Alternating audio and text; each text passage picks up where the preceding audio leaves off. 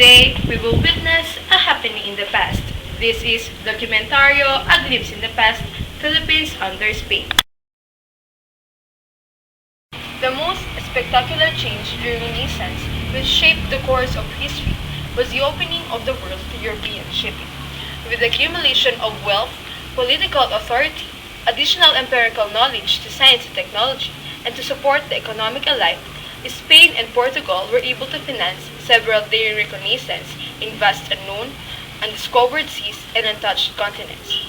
In arduous and lengthy process of maritime discoveries in late 15th century, new sea lanes in Southeast Asia were charted, which led to the spice trade route. Making food more palatable to most discriminating medieval tastes triggered the search for spices of all sorts. Spices accented the bland taste of meat and fish while preserving them in the absence of refrigeration. So expensive were spices like black pepper that it could even buy lands, pay taxes, and liberate a city. Ferdinand Magellan, a Portuguese serving the Spanish royalty, saw an action for his country in the east. His original suggestion of reaching the Maluku by sailing westward was rejected by the king. After 7 years of active service in the east, he returned in his home country and then fought in the north. As part of Reconnaissance Voyage 1511 to 1512, Magellan had visited the Spice Islands. It was in the exercise of political and economic powers of the Spanish clergy that we can perceive clearly the disunity between church and state. The distinguishing features such as church meddling in civil government and press censorship were succinctly pointed out by the Filipino laborantes as well as revolutionarios in the 19th century. The high influence of the church on the state was exposed by Filipinos.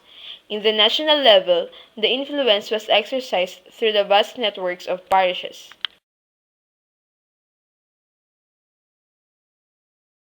Spaniards settled permanently here in Philippines in 1565. They found the Filipinos living in either lineal or nucleated places scattered along water routes, in rivers banks, and mountain ridges. As early as 1580, the Franciscans who arrived 2 years earlier proceeded to establish pueblos, ordered missionaries to reside there, where the church and the convent would be constructed. All the Christian converts are required to construct their houses around the church, and the unbaptized ones are invited to do the same. Consisting of direct and indirect taxes. The buwis may be paid in cash or kind, partly or wholly. If they resisted, the Filipinos are tortured and publicly flogged.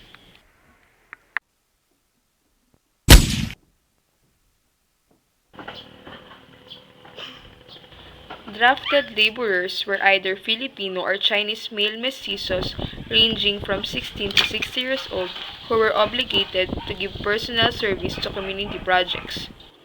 The polo system was patterned after the Mexican repartimiento or selection for forced. Strictly speaking, it was a grant from the Spanish crown to a meritorious Spaniard to exercise control over a specific place including its inhabitants. The encomendero was duty-bound to defend his encomienda from external incursions, to keep peace and order, and to assist the missionaries in teaching the Christian gospel to the residents within his sphere of influence. In return, they were granted the right of posting tribute according to the limit and kind set by higher authorities. Running the only regular fleet service in the huge stretch of the Pacific Ocean for 250 years was the Acapulco Galleon, with two vessels making the journey yearly, one outgoing, the other incoming. The galleon trade benefited only a very small coterie of privileged Spaniards.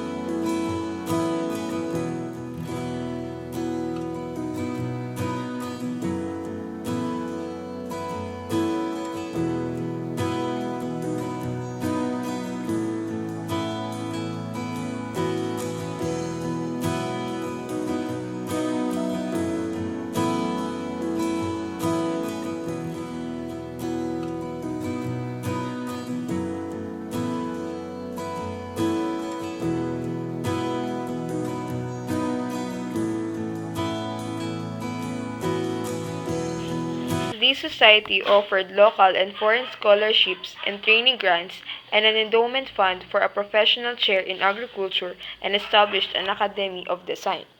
The society was also credited with introducing the Carabao Band in 1782.